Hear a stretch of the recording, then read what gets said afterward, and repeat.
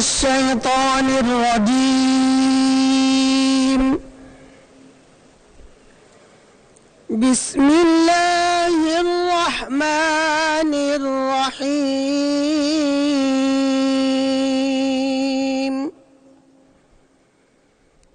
وهو الذي جعلكم خلائف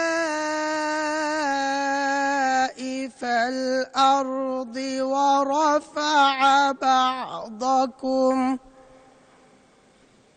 ورفع بعضكم فوق بعض درجات ليبلوكم فيما آتاكم إن ربك سريع العقاب وإنه لغفور رحيم. صدق الله العظيم. সূরা আল আনআম এর 165তম আয়াতে কারিমা তেলাওয়াত করা হলো, যার বাংলা অর্থ এইরূপ: হে মানুষ, আল্লাহ তোমাদের পৃথিবীতে তার খলিফা বা প্রতিনিধি মনোনীত করেছেন। তোমাদের অনেককে চরিত্র, জ্ঞান, শক্তি, ক্ষমতা, অর্থবিত্ত বা মর্যাদায় অনেকের উপর উচ্চ আসনে আসীন করেছেন। তোমাদের যাকে যা দিয়েছেন সে আলোকেই তিনি তোমাদের পরীক্ষা নেবেন। তোমার প্রতিপালক যেমন কঠিন শাস্তি দেন, তেমনি তিনি ক্ষমা ও করুণার আকর। বারাকাল্লাহু লানা ওয়া লাকুম ফিল কুরআনিল আযীম। আসসালামু আলাইকুম ওয়া রাহমাতুল্লাহ।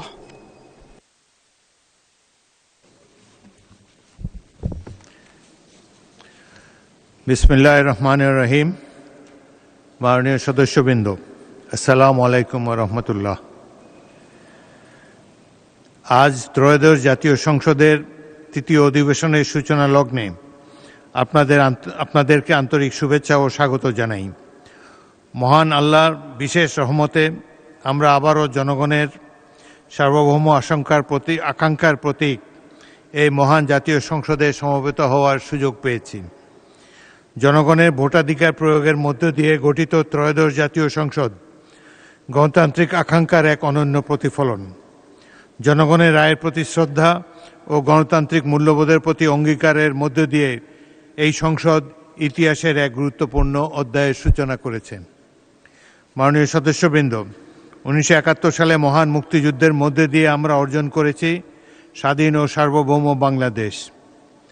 মুক্তিযুদ্ধের আত্মত্যাগ আমাদের গণতন্ত্র, ন্যায়, মানবিক মর্যাদা ও মানুষের অধিকার প্রতিষ্ঠার পক্ষে আজও অনুপ্রেরণা যোগায়। সেই প্রেরণারই ধারাবাহিক গণতন্ত্রের আকাঙ্ক্ষায় মুক্তিকামী ছাত্র জনতার বিজয়ের স্মৃতিবাহী আগস্ট মাস আমাদের জাতীয় জীবনে বিশেষ তাৎপর্য বহন করে। 2024 সালের আগস্টে ছাত্র জনতার গণ অভ্যুত্থানের মধ্য দিয়ে দীর্ঘদিনের স্বৈরাচারী ও ফ্যাসিবাদী শাসনের অবসান ঘটে। মুক্তিযুদ্ধ ও জুলাই গণ অভ্যুত্থানে আত্ম উৎসর্গকারী সকল শহীদকে আমি গভীর শ্রদ্ধার সাথে স্মরণ করছি। তাদের আত্মত্যাগের প্রতি শ্রদ্ধা রেখে একটি গণতান্ত্রিক ন্যায়ভিত্তিক বৈধানিক ধারাবাহিকতা ও প্রাতিষ্ঠানিক স্থিতিশীলতার ক্ষেত্রে একটি গুরুত্বপূর্ণ অধ্যায়ের সূচনা করেছে। 1991 সালের পর দীর্ঘ 35 বছর বিরতিতে 2026 সালে বাংলাদেশে রাষ্ট্রপতি নির্বাচন অনুষ্ঠিত হয়েছে। এটি দেশের গণতান্ত্রিক অভিযাত্রায় এক তাৎপর্যপূর্ণ ঘটনা। আমাদের সকলের শ্রদ্ধেয় মির্জা ফখরুল ইসলাম আলমগীর মহামান্য রাষ্ট্রপতি পদে নির্বাচিত হয়েছেন। উনি ব্যক্তিগতভাবে মহামান্য রাষ্ট্রপতিকে আন্তরিক অভিনন্দন ও উষ্ণ শুভেচ্ছা জানাচ্ছি। একই সঙ্গে তার সুস্বাস্থ্য, দীর্ঘায়ু ও সফলতা কামনা করছি। আমি প্রত্যাশা করি তার নেতৃত্বে রাষ্ট্রের সাংবিধানিক প্রতিষ্ঠানসমূহের মর্যাদা ও পারস্পরিক সহযোগিতা সুদৃঢ় হবে, দেশের গণতান্ত্রিক অগ্রযাত্রা আরও বেগবান হবে। মাননীয় সদস্যবৃন্দ, জাতীয় সংসদ জনগণের আশা আকাঙ্ক্ষা ও প্রত্যাশার প্রতিফলনের সর্বোচ্চ গণতান্ত্রিক মঞ্চ। জনগণের কল্যাণকে সর্বোচ্চ গুরুত্ব দিয়ে আইন প্রণয়ন, নীতি নির্ধারণ এবং রাষ্ট্রীয় কার্যক্রমে জবাবদিহিতা নিশ্চিত করা আমাদের প্রধান দায়িত্ব। আমরা এমন একটি বাংলাদেশ গড়ে তুলতে চাই যেখানে গণতন্ত্র সুদৃঢ়, আইনের শাসন প্রতিষ্ঠিত, রাষ্ট্রীয় প্রতিষ্ঠান কার্যকর এবং প্রতিটি নাগরিক সমান সুযোগ ও মর্যাদা নিয়ে বসবাস করবে। জুলাই আকাঙ্ক্ষাকে ধারণ করে এই লক্ষ্য অর্জনে আমাদেরকে ঐক্যবদ্ধভাবে কাজ করতে হবে। দলমতের ঊর্ধ্বে উঠে জাতীয় স্বার্থকে সর্বোচ্চ গুরুত্ব দিয়ে পরমত সহিষ্ণুতা, পারস্পরিক শ্রদ্ধা ও সৌহার্দ্যের পরিবেশে সংসদীয় কার্যক্রম পরিচালনায় প্রত্যয় ব্যক্ত করছি। আমাদের সম্মিলিত প্রয়াসে ত্রয়োদশ জাতীয় সংসদের তৃতীয় অধিবেশন প্রাণবন্ত ও কার্যকর হয়ে উঠে এই কামনা করি।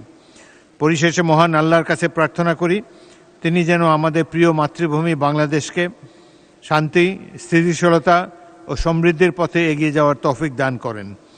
এই প্রত্যাশা ও শুভকামনা ব্যক্ত করে দিনের কার্যসূচি অনুযায়ী আজকের অধিবেশনের কার্যক্রম শুরু করছি। মাননীয় সদস্যবৃন্দ, দিনের কার্যসূচি অনুযায়ী এখন সভাপতি মণ্ডলীর মনোনয়ন। আমি কার্যপ্রণালী বিধির 12(1) বিধি অনুযায়ী ত্রয়োদশ জাতীয় সংসদের তৃতীয় অধিবেশনের জন্য মনোনীত সভাপতি মণ্ডলীর নাম অগ্রবর্তীতা অনুসারে ঘোষণা করছি। 1. জনাব গয়েশ্বরচন্দ্র রায়, ঢাকা 3। জনাব সরওয়ার জামাল নিজাম, চট্টগ্রাম 13। মোহাম্মদ নওশাদ জমির, পঞ্চগড় 1। নীলুফার চৌধুরী মণি, মহিলা আসন 10। মোহাম্মদ মুজিবুর রহমান, রাজশাহী 1। স্পিকার ও ডেপুটি স্পিকারের অনুপস্থিতিতে উপস্থিত সদস্য সভাপতি মণ্ডলীর মধ্যে তালিকায় যার নাম শীর্ষে থাকবে তিনি স্পিকারের আসন গ্রহণ করবেন। মাননীয় সদস্য, পয়েন্ট অফ অর্ডার যদি হয় তাহলে প্রশ্নকালের পরে, ওইটাই হলো স্ট্যান্ডার্ড টাইম, ওই সময় আপনি প্রশ্নকালের পরে আপনাকে সময় দেওয়া হবে।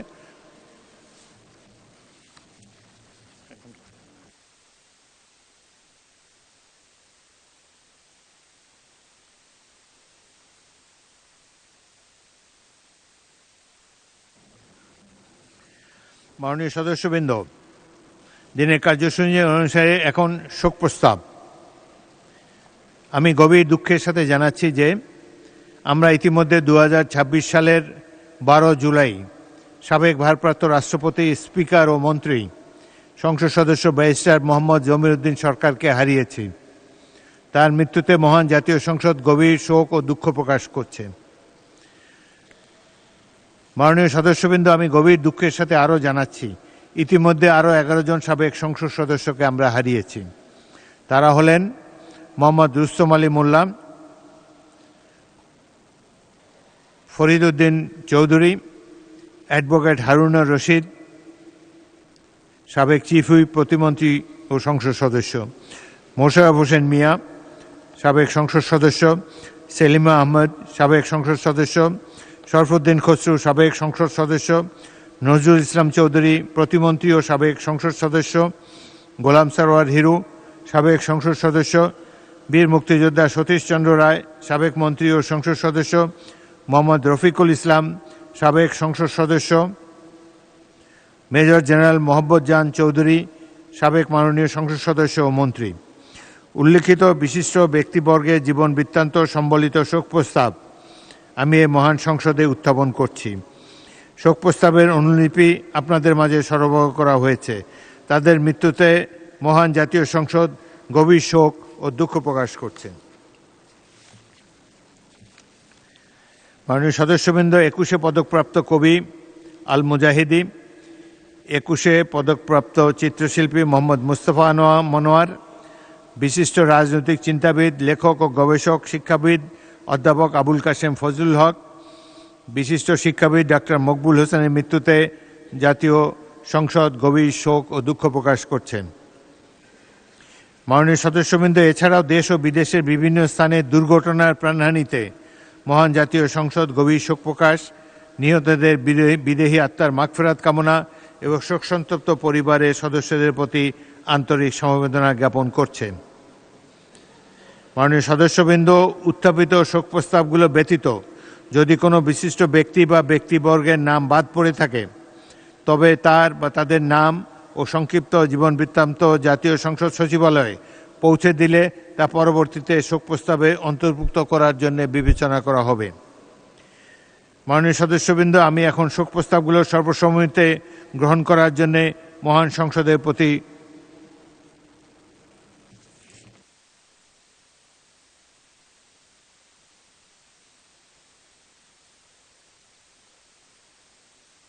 মাননীয় বিরোধী দলের নেতা। স্পিকার, আপনাকে ধন্যবাদ। এটা আমাদেরই গ্যাপ, দুর্বলতা। আমাদের দলের দুইজন সংসদ সদস্য যাদের নামে ইতিপূর্বে কোনো প্রস্তাব গৃহীত হয়নি আর আমরাও আনিনি, একজন হচ্ছেন যশোরের জিকরগাছা থেকে নির্বাচিত সংসদ সদস্য, উনি দুইবারই নির্বাচিত হয়েছিলেন, আবু সাদত মোহাম্মদ আবু সাইদ। আর আরেকজন হচ্ছেন গাইবান্ধার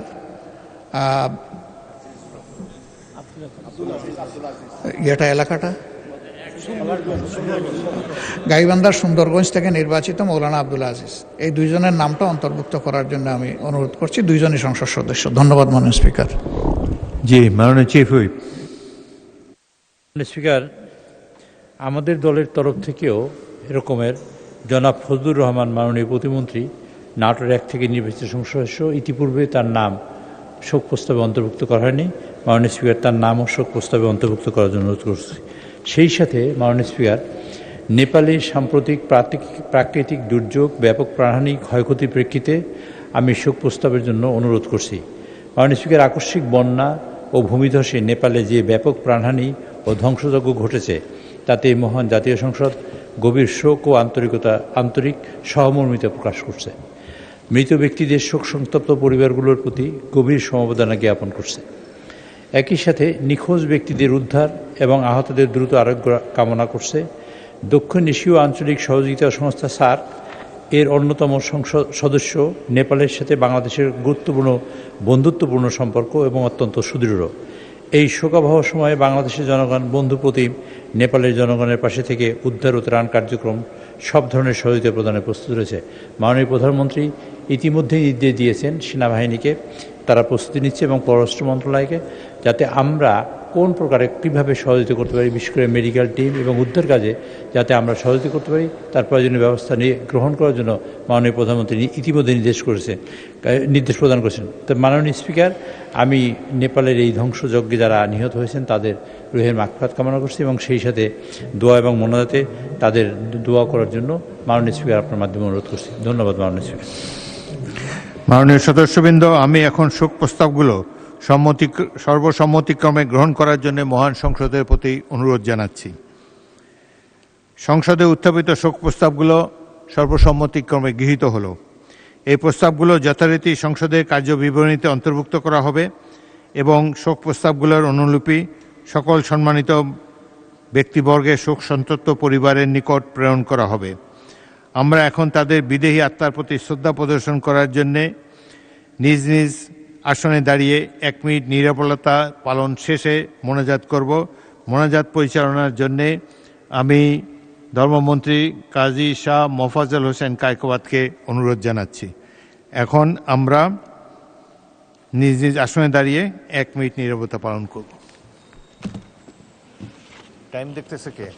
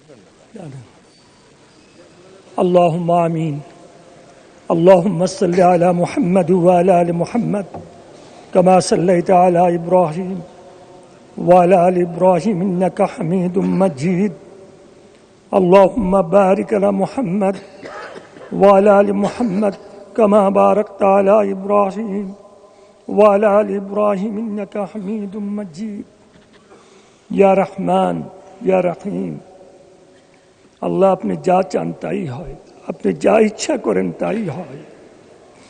আল্লাহ আমাদের এই পার্লামেন্টে যাদের নামে আজকে শোক প্রস্তাব আনা হয়েছে তাদের প্রতি খাস রহমত নাজিল করেন, ওনাদেরকে মাফ করে দেন, ওনাদেরকে জান্নাত নসিব করেন।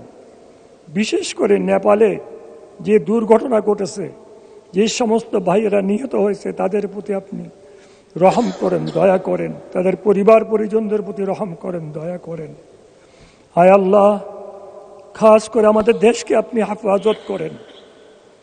আল্লাহ আমাদের থেকে হিংসা বিদ্বেষ দূর করে দেন, আমরা যেন আপনার সন্তুষ্টি সহকারে কাজ করতে পারি সে তৌফিক দান করেন। ওয়া সাল্লাল্লাহু তাআলা আলা খায়রি খালকি মুহাম্মাদ ওয়া আলিহি ওয়া সাহবিহি আজমাইন বিরহমাতিকা ইয়া আরহামার রাহিমিন।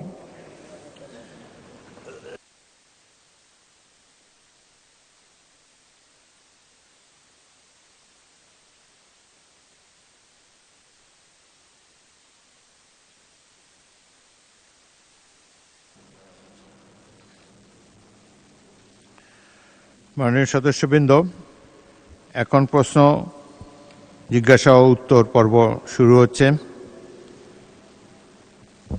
তারকা চিহ্নিত প্রশ্ন 1, মাননীয় সদস্য খায়রুল কবির খোকন প্রশ্নটি উত্থাপন করতে পারেন।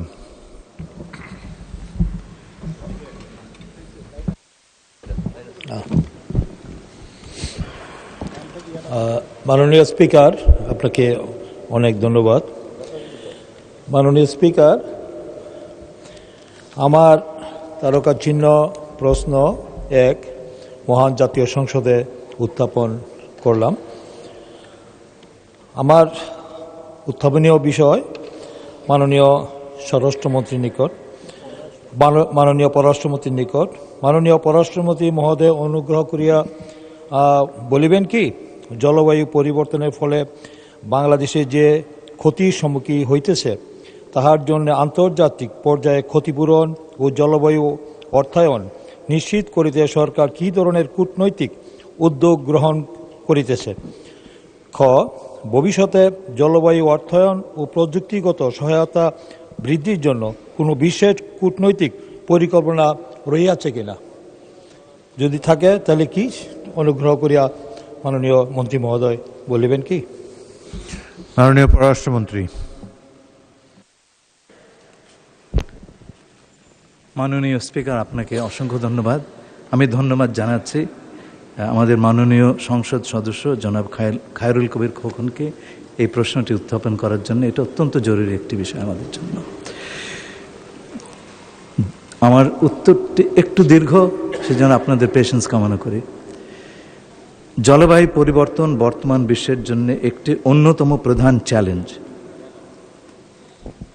বৈশ্বিক গ্রিনহাউস গ্যাস নিঃসরণে বাংলাদেশের অবদান নগণ্য হলেও জলবায়ু পরিবর্তনের ফলে ক্ষতিগ্রস্ত দেশগুলোর মধ্যে বাংলাদেশ অন্যতম। জলবায়ু পরিবর্তনের প্রভাব মোকাবেলায় বিষয়টি অগ্রাধিকারে নিয়ে পররাষ্ট্র মন্ত্রণালয় জলবায়ু পরিবর্তন, পরিবেশ ও আন্তঃসীমান্ত পানি সম্পদ নামক একটি পৃথক অনুবিভাগ চালু করেছে। মাননীয়, আমি আগেই বলেছি এটা একটা দীর্ঘ উত্তর। আপনি যদি অনুগ্রহ করে এটা প্রকৃত বলে গণ্য করেন তাহলে আমি বিশেষভাবে বাধিত হব। জি, মাননীয় পররাষ্ট্রমন্ত্রী, উত্তর অনেক দীর্ঘ, 3 পৃষ্ঠা ব্যাপী। উত্তরের বাকি অংশ পঠিত বলে গণ্য হলো। মাননীয় সদস্য খায়রুল কবির খোকন একটি প্রশ্ন করতে পারেন। মাননীয় স্পিকার, আপনাকে অনেক ধন্যবাদ। মাননীয় স্পিকার, জলবায়ু পরিবর্তনের বিরূপ প্রভাব মোকাবিলায় বাংলাদেশকে প্রতি বছর বিপুল পরিমাণ অর্থের প্রয়োজন হলেও জলবায়ু অর্থায়নের বড় একটি অংশ এখনও ঋণ নির্ভর এবং উচ্চ সুদ ও কঠিন শর্তের কারণে এসব ঋণ দেশের উপর ভবিষ্যতের অতিরিক্ত আর্থিক চাপ সৃষ্টি করতে পারে। এমত অবস্থায় জলবায়ু ঋণের পরিবর্তে অনুদান ও স্বল্প সুদের দীর্ঘমেয়াদী অর্থায়নের অংশ বৃদ্ধি, আন্তর্জাতিক জলবায়ু তহবিল থেকে বাংলাদেশের ন্যায্য হিস্সা আদায় এবং জলবায়ু অর্থায়নে প্রয়োজনীয় ঋণ নির্ভরতা কমাতে সরকারের কোনো পদক্ষেপ গ্রহণ করিতেছে কিনা। তাছাড়া ভবিষ্যতে যাতে জলবায়ু পরিবর্তনের ক্ষতিপূরণ ও অভিযোজনের জন্য প্রাপ্ত অর্থ দেশের ঋণের বোঝা না বাড়িয়ে বরং অনুদান, ক্ষতিপূরণ ও সহজ শর্তের অর্থায়নে হিসাবে বৃদ্ধি পায়, সেই লক্ষ্যে আন্তর্জাতিক পর্যায়ে সরকারের কূটনৈতিক ও অর্থনৈতিক কৌশল কী? মাননীয় স্পিকার, আপনাকে অনেক ধন্যবাদ। মাননীয় পররাষ্ট্রমন্ত্রী। মাননীয় স্পিকার মহোদয়, আপনাকে অসংখ্য ধন্যবাদ পুনরায়। আমি সেই সঙ্গে আমাদের মাননীয় সংসদ সদস্যকেও এই প্রশ্নটি করবার জন্যে ধন্যবাদ জানাচ্ছি। এই প্রশ্নটির লিখিত উত্তর ইতিমধ্যে টেবিল করা হয়েছে। এটাও একটা দীর্ঘ উত্তর। আমাদের কৌশল এবং এই ক্ষেত্রে আমরা যা করছি সব কিছুর বিস্তৃত বিবরণ আমরা দিয়েছি। এটা পঠিত বলে গণ্য হলে আমি বাধিত হব। ধন্যবাদ। ধন্যবাদ মাননীয় মন্ত্রী। একটি সম্পূরক প্রশ্ন করতে পারেন মীর আহমদ বিন কাসেম, মাননীয় সদস্য, ঢাকা 14। মাননীয় স্পিকার, আপনাকে ধন্যবাদ। আমরা সবাই অত্যন্ত আনন্দিত যে জাতিসংঘের প্রেসিডেন্সি পদ এখন বাংলাদেশের। এটি সত্যি একটি গৌরবের বিষয়। মাননীয় পররাষ্ট্রমন্ত্রীর কাছে আমার প্রশ্ন, এই পদটি বাংলাদেশ অর্জন করার ফলে বাংলাদেশের রাষ্ট্র হিসেবে কোন জিনিসটি আমরা বেনিফিটেড হব, অথবা মাননীয় পররাষ্ট্রমন্ত্রীর এই পদটি অলঙ্করণের মাধ্যমে বাংলাদেশকে কোনোভাবে বেনিফিট করার জন্য, কোনো বিশেষ তহবিল আনার জন্য কোনো বিশেষ উদ্যোগ গ্রহণ করছেন কিনা যদি আমাদেরকে জানান, আমরা বাধিত হব। ধন্যবাদ আপনাকে। মাননীয় পররাষ্ট্রমন্ত্রী, প্রশ্ন এটা সম্পূরক হলো না, জলবায়ুর উপরে করে নাই, তবুও আপনি অন্য কোনো ক্ষেত্রে কিছু প্রাপ্তিযোগ্য হবে কিনা সেই সম্পর্কে উত্তর দিতে পারেন। মাননীয় স্পিকার, আপনাকে অসংখ্য ধন্যবাদ জানাচ্ছি আমাদের মাননীয় সাংসদকে, যিনি এই প্রশ্নটি উত্থাপন করেছেন। মাননীয় স্পিকার, আপনি জানেন জাতিসংঘে 193টি সদস্য রাষ্ট্র আছে এবং প্রতি বছর প্রেসিডেন্ট অফ জেনারেল অ্যাসেম্বলি একটি দেশ থেকে হয়। মাননীয় প্রধানমন্ত্রী যখন আমাকে এই পদের জন্য মনোনয়ন দিলেন, তো সেই সময় মাত্র পৃথিবীর 5টি দেশ দুবার এই পদটি অলঙ্করণ করেছিলেন এবং এশিয়া থেকে এই প্রথম। আমি আগেও বলেছি, আমার প্রতিদ্বন্দ্বী 10 বছর সময় পেয়েছেন এবং আমরা সময় পেয়েছি মাত্র 10 সপ্তাহ। আমি মাননীয় প্রধানমন্ত্রীকে বলেছিলাম, আপনি আমাকে একটা ইম্পসিবল মিশনে পাঠিয়েছেন। উনি আমাকে তখন বলেছেন, আপনি পারবেন, আমরা সবাই মিলে পারবো। তার লিডারশিপে আমরা এই কাজটি করতে পেরেছি, এর জন্য আমি তাকে বিশেষভাবে ধন্যবাদ জানাই। এই পদটি জাতীয় সংঘ সাধারণ পরিষদের সকল সদস্যদের একটি পদ। আমি নির্বাচনে জয়লাভ করার পরে বলেছি, আমি সকল দেশের প্রেসিডেন্ট হিসেবে আমি কাজ করব। মাননীয় স্পিকার, আপনি যেমন সকল সংসদ সদস্যের স্পিকার, আমিও তেমনি সকল জাতিসংঘের সদস্য রাষ্ট্রের যে সংগঠন সাধারণ পরিষদ, তার প্রেসিডেন্ট হিসেবে কাজ করব। এখানে কোনো বিশেষ দেশের জন্য কাজ করার স্কোপ কম, এটা আমি আপনাদের সবাইকে অনুরোধ করছি, এটা বিবেচনা করবেন। বাংলাদেশ গর্বের সঙ্গে, যোগ্যতার সঙ্গে এই দায়িত্ব পালন করবে যদি আমরা সকলের জন্য কাজ করি। আপনাকে অসংখ্য ধন্যবাদ। পরবর্তী প্রশ্ন, সম্পূরক প্রশ্ন, রুমিন ফারহানা, ব্রাহ্মণবাড়িয়া 2, জলবায়ুর উপরে প্রশ্ন করেন। এটা মূল প্রশ্ন ছিল। মাননীয় স্পিকার, আপনাকে অসংখ্য ধন্যবাদ। মাননীয় স্পিকার, পররাষ্ট্রমন্ত্রীকে তো আর চাইলেই পাওয়া যায় না, সুতরাং আমার প্রশ্নটি জলবায়ুর উপর না হলেও ওনার মন্ত্রণালয় সংশ্লিষ্ট, এই ব্যাপারে কোনো সন্দেহ নাই। মাননীয় স্পিকার, আপনার মাধ্যমে মাননীয় পররাষ্ট্রমন্ত্রীর কাছে আমি জানতে চাইছি, সৌদি আরবিয়া, টার্কি এবং পাকিস্তানকে মিলে যেই মক্কা প্যাক্ট 7ই অগস্ট 2026 সাইন হয়েছে ম্যালর্ড, মাননীয় মন্ত্রী কি বলবেন যে এখানে বাংলাদেশের সুবিধাটা কি হবে এই প্যাক্টে যুক্ত হলে, বা বাংলাদেশ এই প্যাক্ট থেকে কি পেতে যাচ্ছে? ধন্যবাদ মাননীয় স্পিকার। মাননীয় পররাষ্ট্রমন্ত্রী, এটি সম্পূরক প্রশ্ন নয়, তবু আপনি চাইলে উত্তর দিতে পারেন বা নোটিশ চাইতে পারেন। মাননীয় পররাষ্ট্রমন্ত্রী। মাননীয় স্পিকার, আমি আপনাকে আবারও ধন্যবাদ জানাচ্ছি এবং আমাদের সংসদ সদস্য মিস রুমিন ফারহানাকে একটি গুরুত্বপূর্ণ প্রশ্ন উত্থাপনের জন্য ধন্যবাদ দিচ্ছি। এই প্যাক্ট 3টি দেশের ভেতরে হয়েছে। আমরা এতে এই প্যাক্টটিকে ইতিবাচক হিসেবে দেখছি।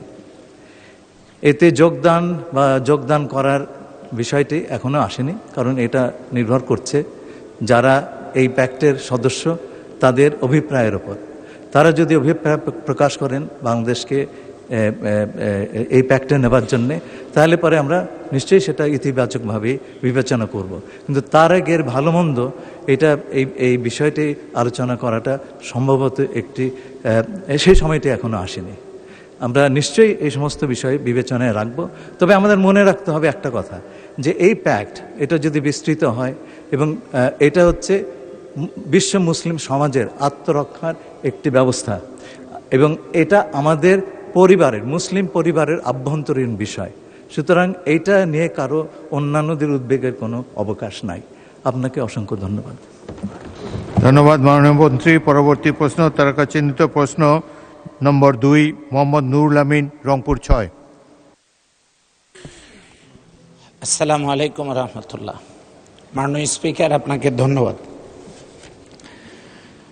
তারকা চিহ্নিত প্রশ্ন 2, মাননীয় স্বরাষ্ট্রমন্ত্রী মহোদয়, অনুগ্রহ করিয়া বলিবেন কি আমার নির্বাচনী এলাকার বিস্তৃত জনপদ ক্রমবর্ধমান জনসংখ্যার তুলনায় আইন শৃঙ্খলা রক্ষাকারী বাহিনীর জনবল, যানবাহন, আধুনিক প্রযুক্তিগত সরঞ্জাম পর্যাপ্ত না থাকায় আইন শৃঙ্খলা পরিস্থিতি দ্রুত জনসেবা নিশ্চিত করা সম্ভব হচ্ছে না, যেটা চ্যালেঞ্জের মুখোমুখি। মহিলা পুলিশেরা বিভিন্ন বাড়িতে ভাড়া নিয়ে থাকছেন, তাদের জন্য ডরমেটরি নেই, বিশুদ্ধ খাবারের পানি নেই, তাদের পরিস্থিতি মোকাবেলার জন্য গাড়ি নেই, মাননীয় সদস্য, এমনকি অফিসারদের বসার চেয়ার নেই। মাননীয় সদস্য, এখন মাননীয় মন্ত্রী মহোদয় বলবেন কি অনুগ্রহ করিয়া এগুলো সমস্যার সমাধানের কোনো পরিকল্পনা মন্ত্রী মহোদয়ের আছে কিনা? ধন্যবাদ মাননীয় স্পিকার। মাননীয় সদস্য, প্রশ্ন যেটা আছে সেটা পড়বেন, আপনি নিজের থেকে অ্যাড করতে পারেন না। এখন আপনাকে পরে সম্পূরক প্রশ্ন যখন দেওয়া হবে তখন মনের মাধুরী মিশিয়ে কিছু অ্যাড করতে পারেন। এখন মাননীয় মন্ত্রী।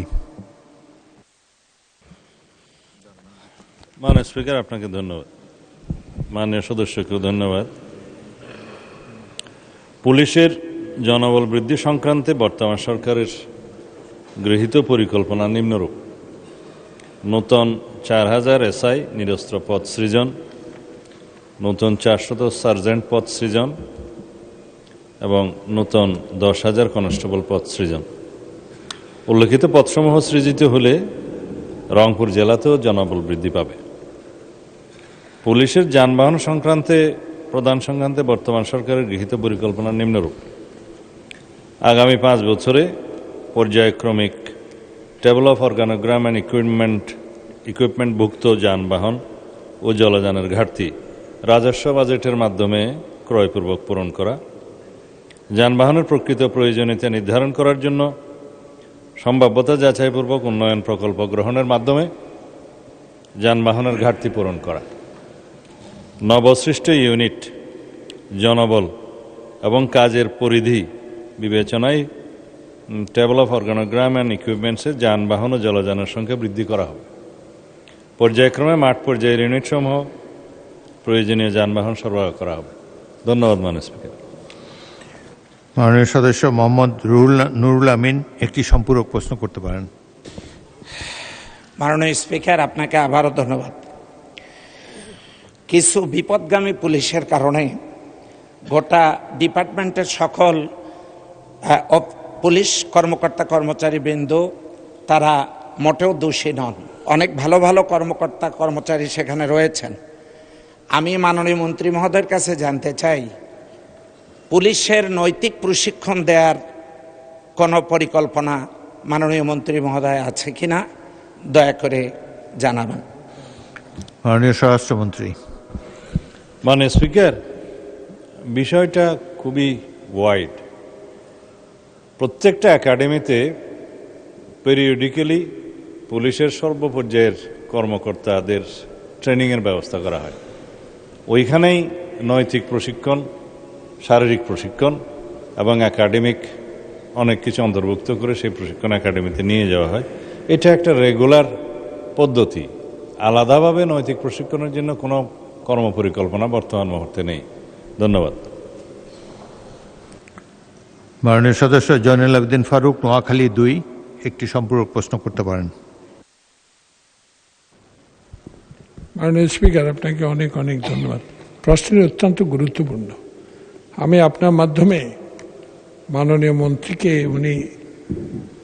জিজ্ঞাসা বা প্রশ্ন রাখতে চাই, লুটের অস্ত্র সংখ্যা কত ছিল বিগত আন্দোলনে, এবং 17 বছরে দলীয় নিয়োগপ্রাপ্ত যে লোকগুলোকে পুলিশ ডিপার্টমেন্টে ভর্তি করা হয়েছে ওদের লিস্টটা কি জনসমক্ষে প্রচার করা হবে কিনা, এ বিষয়ে একটু আপনার মাধ্যমে জানতে চাই। ধন্যবাদ। মাননীয় মন্ত্রী।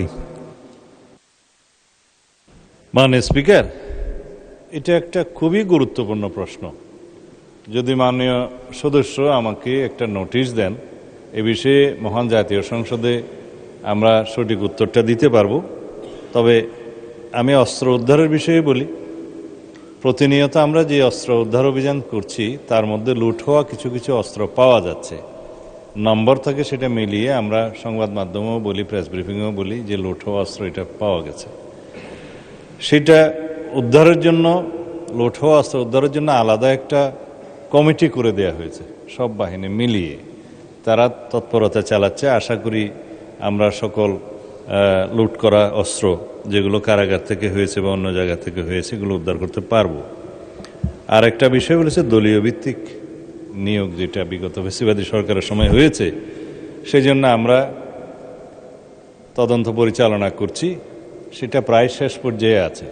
দেখা গিয়েছে কয়েকটি জেলায় হাজার হাজার পুলিশ কনস্টেবল, এসআই এবং অন্যান্য পদবীর লোকজন নিয়োগকৃত হয়েছে ফ্যাসিবাদী সরকারের আমলে, যেখানে ডিস্ট্রিক্ট কোটায় অন্তর্ভুক্ত হওয়ার জন্য যেই জেলার মানুষ তিনি নন সেই জেলায় গিয়ে, বিশেষ করে ফরিদপুর, গোপালগঞ্জ, মাদারীপুর, আর একটা হচ্ছে গোপালগঞ্জ, ফরিদপুর, মাদারীপুর এবং শরীয়তপুর, আর সাথে কিশোরগঞ্জ, এরকম 4-5টি জেলা আইডেন্টিফাই করা হয়েছে, যেখানে একটু একখণ্ড জমি কিনে তার ওখানে গ্রামের ঠিকানা, স্থায়ী ঠিকানা পরিবর্তন করেছে। এইভাবে অনেক অনিয়মের মাধ্যমে তারা পুলিশে জনবল নিয়োগ দিয়েছে বিগত সরকারের সময়।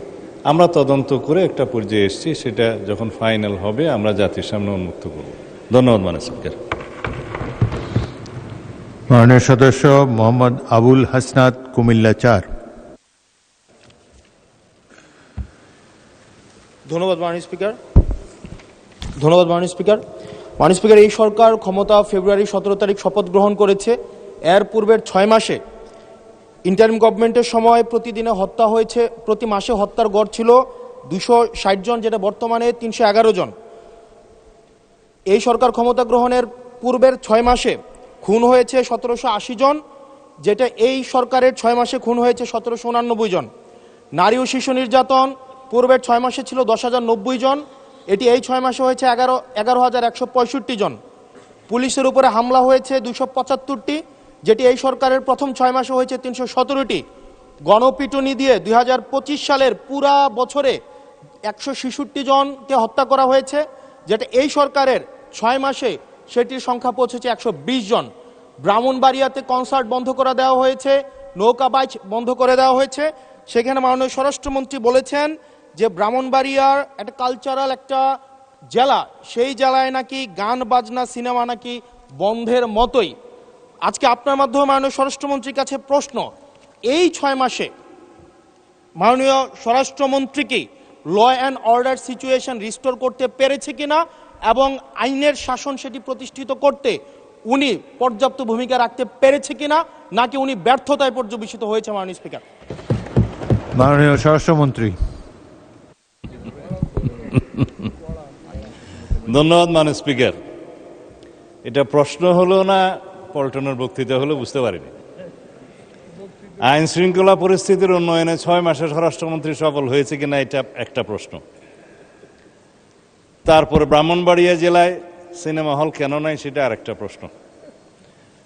কোন খাতে কত হত্যা হয়েছে, জখম হয়েছে ইত্যাদি যে ডাটা দিলেন, সেই ডাটাটা কিসের ভিত্তিতে দিলেন, কি পরিসংখ্যানের ভিত্তিতে দিলেন, সে স্ট্যাটিস্টিক্স বড়টা কি আমি জানি না। মাননীয় স্পিকার, আইন শৃঙ্খলা পরিস্থিতির উন্নতি হয়েছে কি হয় নাই সেটা তো দৃশ্যমান। বাংলাদেশে আজ পর্যন্ত বর্তমান সরকার দায়িত্ব নেওয়ার পর থেকে এই মুহূর্ত পর্যন্ত যত হেনিয়াস ক্রাইম হয়েছে, অপরাধ সংগঠিত হয়েছে, 24 ঘন্টা 48 ঘন্টা ক্ষেত্র মতো 7 ঘন্টার ভিতরে অপরাধী গ্রেপ্তার হয়েছে, আইনের আওতায় আনা হয়েছে। এবং সামাজিকভাবে যে কোনো স্পেসিফিক ঘটনা যদি আপনারা বলতে পারেন, সেই স্পেসিফিক ঘটনা আমি 300 বিধিতে বিবৃতি দিতে পারবো। আজ পর্যন্ত সামাজিক চাহিদার ভিত্তিতে এবং যেগুলো আলোচিত হয়েছে, যেগুলো আলোচিত হয়ও নাই, সেই রকম যেগুলো ঘটনা অপরাধ সংগঠিত হয়েছে, সেটা সমাজের চাহিদার ভিত্তিতে সংক্ষিপ্ত সময়ের মধ্যে যাতে বিচার কার্য সম্পন্ন হয় সেই জন্য আমরা সহযোগিতা করেছি। বিচার করার তো জুডিশিয়ারির কাজ। এইভাবে রামেসা থেকে শুরু করে রংপুরের ইদানিং 4টা যে হত্যা হলো সেই পর্যন্ত সমস্ত কিছু দ্রুততম সময়ের মধ্যে এই পুলিশ বাহিনী, আইন শৃঙ্খলা রক্ষাকারী বাহিনী গ্রেফতার করতে সক্ষম হয়েছে এবং আইনের আওতায় নিয়ে এসছে। এইখানে কোথায় কি ব্যর্থতা আছে বলতে হবে মাননীয় স্পিকার। স্পেসিফিক্যালি ঢালাওভাবে স্বরাষ্ট্রমন্ত্রী ব্যর্থ হয়েছে বা আইন শৃঙ্খলা রক্ষাকারী বাহিনী ব্যর্থ হয়েছে বা এই সরকার আইন শৃঙ্খলা পরিস্থিতি উন্নতি হয় নাই, এগুলো পল্টনে বক্তব্য চলে। এটা সংসদে তথ্যভিত্তিক কথা বলতে হবে।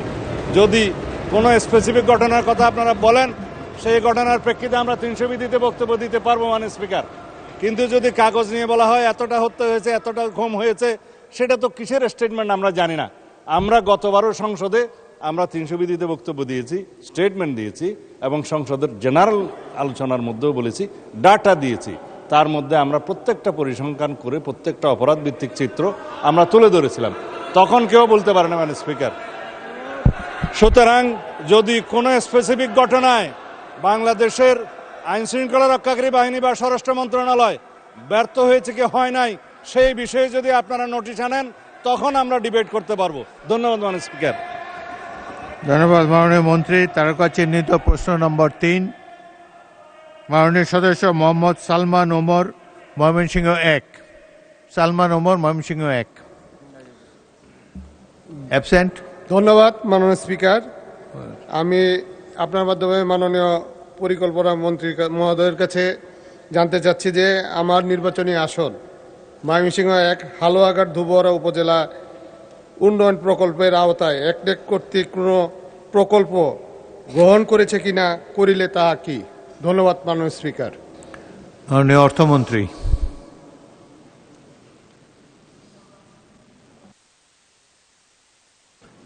অর্থমন্ত্রীর পক্ষে জুনায়েদ সাকি, মাননীয় প্রতিমন্ত্রী, উত্তর দিবেন। মাননীয় স্পিকার, আপনাকে ধন্যবাদ। মাননীয় অর্থ পরিকল্পনা মন্ত্রী বিদেশে অবস্থান করায় তার পক্ষ থেকে আমি মাননীয় সংসদ সদস্য জনাব মোহাম্মদ সালমান ওমরের প্রশ্নের উত্তর প্রদান করছি। ময়মনসিংহ জেলার হালুয়াঘাট ও ধোবাউড়া উপজেলা উন্নয়নের জন্য একনেক কর্তৃক এককভাবে কোনো প্রকল্প গ্রহণ করা হয় নাই। তবে ভবিষ্যৎ জেলা উন্নয়নের জন্য এককভাবে 2টি প্রকল্প একনেক কর্তৃক অনুমোদন করা হয়েছে। প্রকল্প দুটিতে হালুয়াঘাট ও ধোবাউড়া উপজেলা অন্তর্ভুক্ত রয়েছে।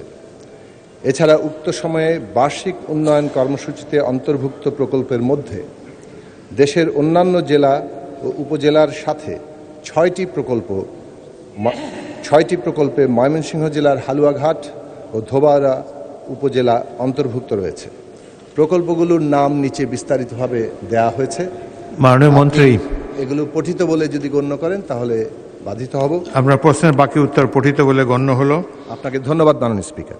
মাননীয় সদস্য মোহাম্মদ সালমান ওমর একটি সম্পূরক প্রশ্ন করতে পারেন। ধন্যবাদ মাননীয় স্পিকার। আমার প্রশ্নের উত্তর দানের মাধ্যমে মাননীয় মন্ত্রীকে ধন্যবাদ জানাচ্ছি। মাননীয় মন্ত্রীর নিকট আমার প্রশ্ন, আমার নির্বাচনী এলাকা হালুয়াঘাট এবং ধুবড়া উপজেলায় চলিত অর্থবছরে উন্নয়ন প্রকল্পে অন্তর্ভুক্ত শুরু কবে হবে এবং নতুন প্রকল্প গ্রহণ হইবে কিনা? মাননীয় স্পিকার, আপনাকে ধন্যবাদ। মাননীয় প্রতিমন্ত্রী। মাননীয় স্পিকার, আপনাকে ধন্যবাদ। ধন্যবাদ মাননীয় সংসদ সদস্যকে। আমরা এই বর্তমান সরকার মাননীয় প্রধানমন্ত্রীর নেতৃত্বে 17ই ফেব্রুয়ারি দায়িত্ব গ্রহণ করার পরে পরিকল্পনা মন্ত্রণালয়ে আমরা লক্ষ্য করেছি 1333টি প্রকল্প চলমান ছিল। এরপরে বার্ষিক উন্নয়ন কর্মসূচি যখন 18ই মে প্রণীত হয় তখন 1165টি প্রকল্প সেখানে যুক্ত হয়েছে। এর বাইরেও বিভিন্ন মন্ত্রণালয় থেকে যেসব প্রকল্প প্রেরণ করা হয়েছে সেগুলো যাচাই বাছাই শেষে 1270টি প্রকল্প সবুজ পাতায় অর্থাৎ প্রাথমিক অনুমোদনের তালিকায় যুক্ত হয়েছে। সেই হিসেবে 1165 এবং 1270টি প্রায় 2400-এর উপরের প্রকল্প ইতিমধ্যে পরিকল্পনা মন্ত্রণালয় এবং বিভিন্ন মন্ত্রণালয়ের অধীনে একভাবে চলমান আছে। এই প্রকল্পগুলোর ক্ষেত্রে বিভিন্ন অভিযোগ দীর্ঘ লড়াইয়ের মধ্য দিয়ে উপস্থাপিত হয়েছিল। সে কারণে প্রাথমিকভাবেই মাননীয় প্রধানমন্ত্রীর নির্দেশনায় পরিকল্পনা মন্ত্রণালয় মাননীয় মন্ত্রী মহোদয়ের তত্ত্বাবধানে এবং উপদেষ্টা মহোদয়ের তত্ত্বাবধানে আমরা এই প্রকল্পগুলোকে রিভিউ কিংবা পর্যালোচনা করার সিদ্ধান্ত গ্রহণ করি এবং সেটা করতে গিয়ে দেখা যায় যে অনেকগুলো প্রকল্প কিছুটা বিচ্ছিন্নভাবে নেওয়া, সমন্বিতভাবে নেওয়া হয়নি এবং এর মধ্যে বিভিন্ন মন্ত্রণালয় বিভিন্নভাবে প্রকল্প গ্রহণ করার ফলে কিছুটা ওভারল্যাপিং, ডুপ্লিকেশন, এই সমস্ত সমস্যাগুলো আছে। তার পাশাপাশি দীর্ঘসূত্রিতা এবং অতিব্যয়,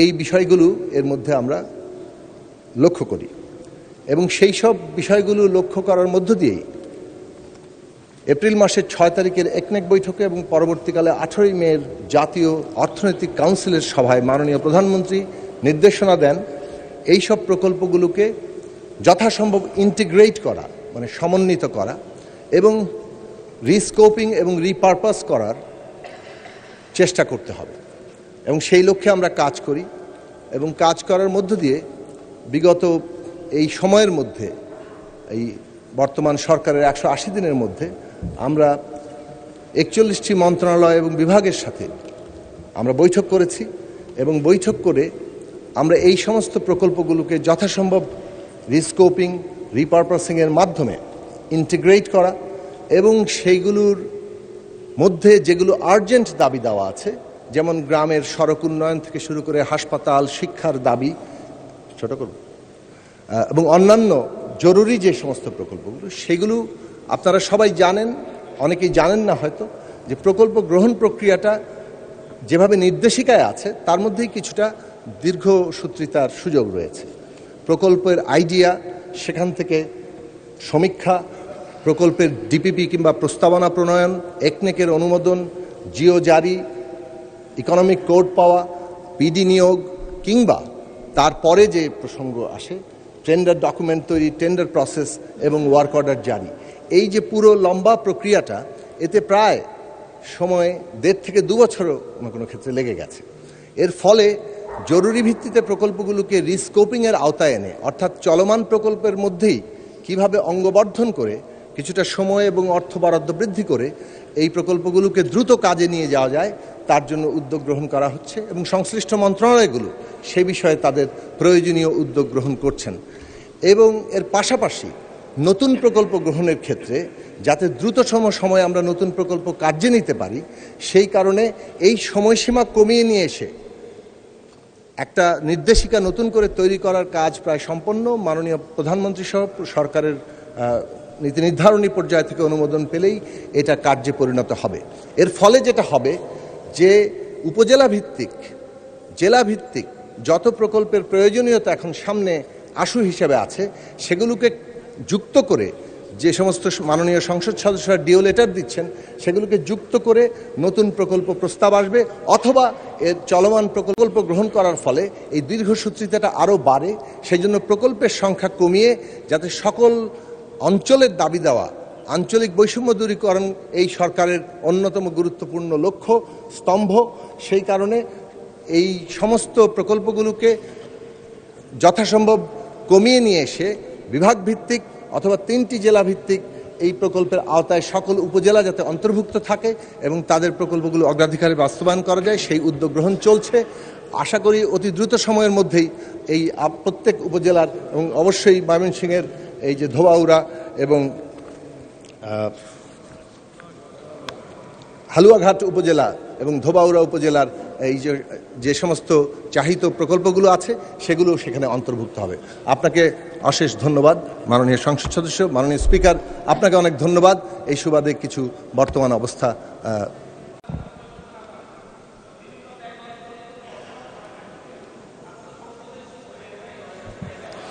মাইক দেন আব্দুল হান্নান মাসুদ, মাইক দেন ওনাকে। মাননীয় স্পিকার, ধন্যবাদ মাননীয় স্পিকার। মাননীয় স্পিকার, বাংলাদেশের মেট্রো রেলের যে প্রকল্প হাসিনার আমলে যে বরাদ্দ নেওয়া হয়েছিল, সেই বরাদ্দগুলা আমাদের আশপাশের রাষ্ট্রের তুলনায় 3 গুণ 4 গুণ 5 গুণ পর্যন্ত বরাদ্দ নেওয়া হয়েছিল। তখনকার দুর্নীতি নিয়ে আমাদের বর্তমান সরকারি দলে থাকা লোকজন সহ তারা তখন বিরোধী দলে ছিল, অনেক কথা বলেছিলেন। কিন্তু আমরা পত্রপত্রিকা মারফত জানতে পারি ঢাকা মেট্রো রেলের সম্প্রসারণ লাইন MRT 5 উত্তর এবং MRT 1 এর যেই বরাদ্দ বাড়ানো হয়েছে, সেখানে প্রায় 126% এবং 130% ধারাবাহিকভাবে বরাদ্দ বাড়ানো হয়েছে এবং 42.5 মেগাওয়াটের বর্জ্য থেকে বিদ্যুৎ প্রকল্পের নির্মাণ ব্যয় ধরা হয়েছে $467 মিলিয়ন, যা আমাদের রূপপুর পারমাণবিক বিদ্যুৎ কেন্দ্রের তুলনায় প্রায় প্রতি মেগাওয়াট ভিত্তিক প্রায় 3 গুণ 3.5 গুণেরও বেশি।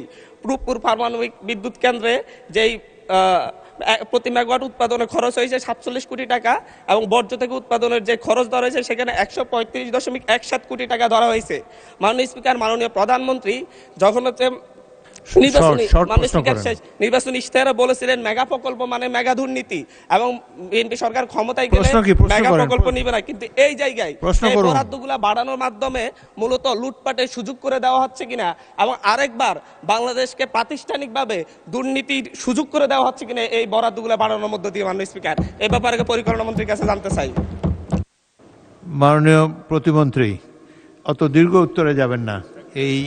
আমি এর মাধ্যমে নতুন দুর্নীতির সুযোগ দেওয়া হয়েছে কিনা সংক্ষেপে এটা বলেন। এটা কোনো সম্পূর্ণ প্রশ্ন না, মূল প্রশ্ন ধোবাউড়া হালুয়াঘাটের উপরে ছিল।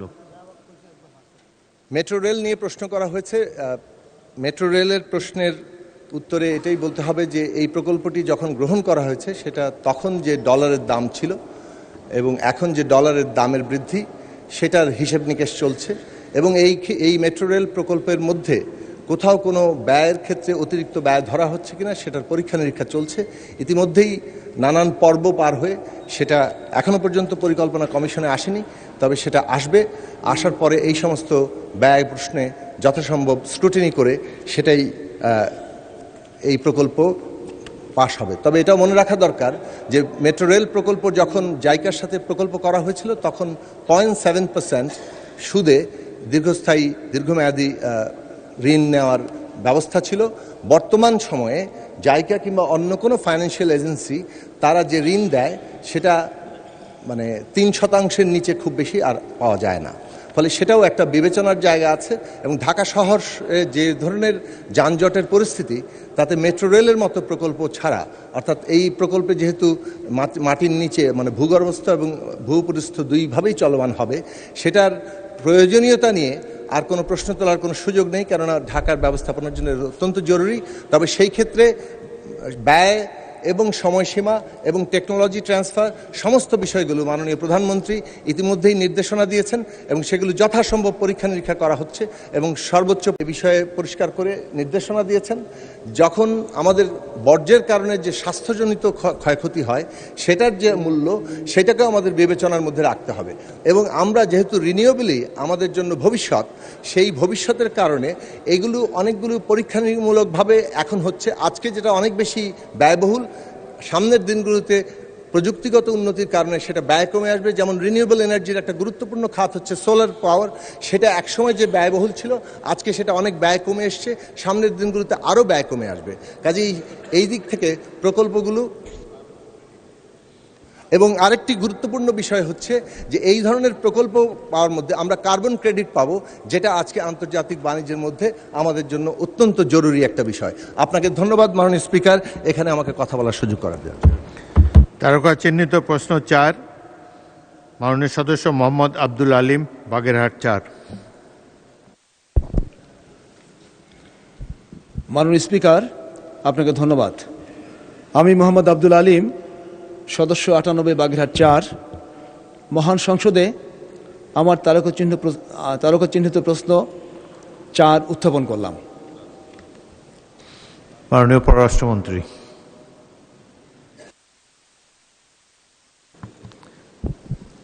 মাননীয় স্পিকার, আপনাকে অজস্র ধন্যবাদ। ধন্যবাদ মাননীয় সংসদ সদস্যকে।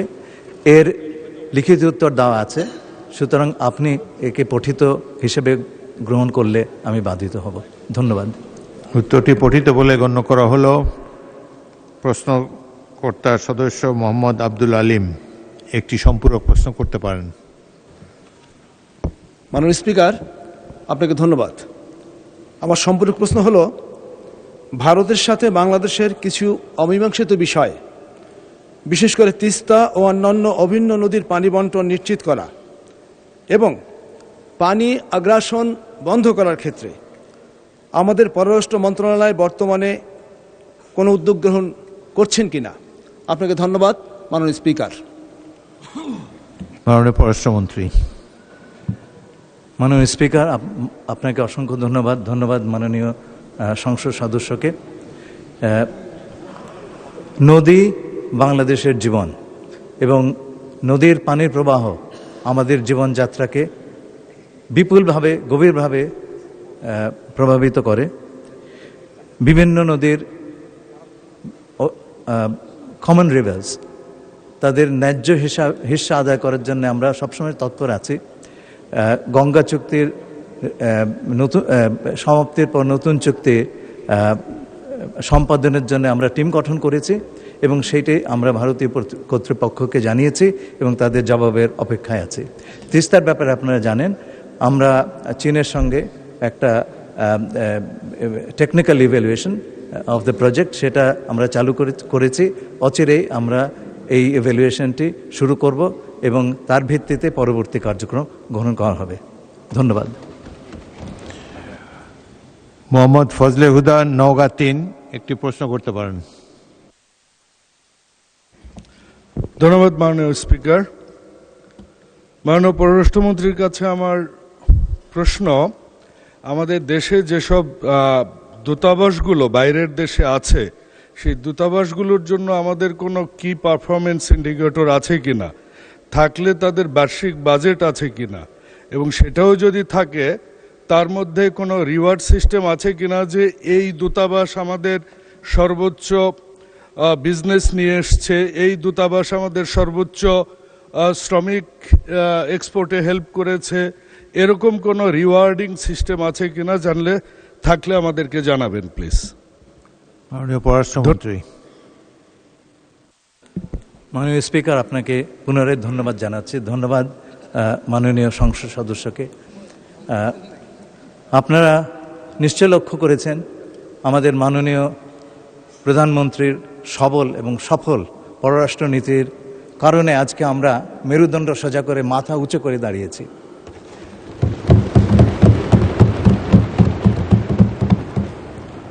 আমাদের প্রধানমন্ত্রীর নেতৃত্বে এই পররাষ্ট্রনীতি আমরা এগিয়ে নিয়ে যাব এবং আর কখনো বাংলাদেশ কারো কাছে মাথা নত করবে না। আমরা নত জানু পররাষ্ট্রনীতির কবর রচনা করেছি। মাননীয় সংসদ সদস্য যে কথাটি বললেন অত্যন্ত মূল্যবান, তার কারণ হচ্ছে আমাদের পররাষ্ট্রনীতির বাস্তবায়নের একটা বড় দায়িত্ব হচ্ছে বিভিন্ন দূতাবাসের। 15 বছর ধরে যেই দুঃশাসন চলেছে তাতে আমাদের পররাষ্ট্রনীতি আমাদের হাতে ছিল না একটা বড় অংশে, এবং আমাদের বিভিন্ন দূতাবাসের কাজকর্মের ব্যাপারে সরকারের কোনো আগ্রহ ছিল না। আমরা সেই জায়গা থেকে বেরিয়ে এসেছি। প্রত্যেকটা দূতাবাসের জন্য আমরা একটা কি পারফরমেন্স ইন্ডিকেটর তৈরি করছি, এবং এটার ভিত্তিতে নির্ভর করে প্রতিটি দূতাবাসের আমরা কি ইভ্যালুয়েশন দেব, এবং আমরা যখন আগামী বাজেট আপনাদের কাছে পেশ করব তখন আপনারা সেই প্রতিটি তথ্য পাবেন। আপনাদের সেই তথ্য জানবার অধিকার আছে। তবে একই সঙ্গে আমি এইটুকুও বলি যে আমাদের সাইজের যে সমস্ত দেশ আছে এবং আমাদের পররাষ্ট্র কর্মকাণ্ডের বিস্তৃতি যেভাবে হওয়ার দরকার সেই তুলনায় আমাদের বাজেট কিন্তু অপ্রতুল। সেটা আমি বাজেট ডিসকাশনে বলেছি। আগামীতে আমরা আশা করব আমাদের মাননীয় প্রধানমন্ত্রীর নেতৃত্বে আমরা এই বিষয়ে আরও বিপুলভাবে অগ্রগতি কায়েম করতে পারব। ধন্যবাদ আপনাদেরকে। তারকা চিহ্নিত প্রশ্ন 5, জয়নাল আবেদিন মাননীয় সদস্য, ফেনী 2।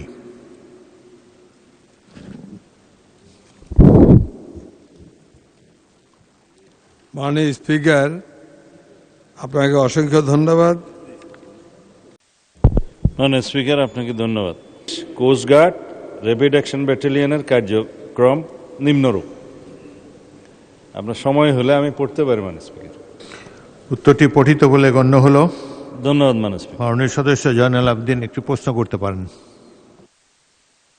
স্পিকার,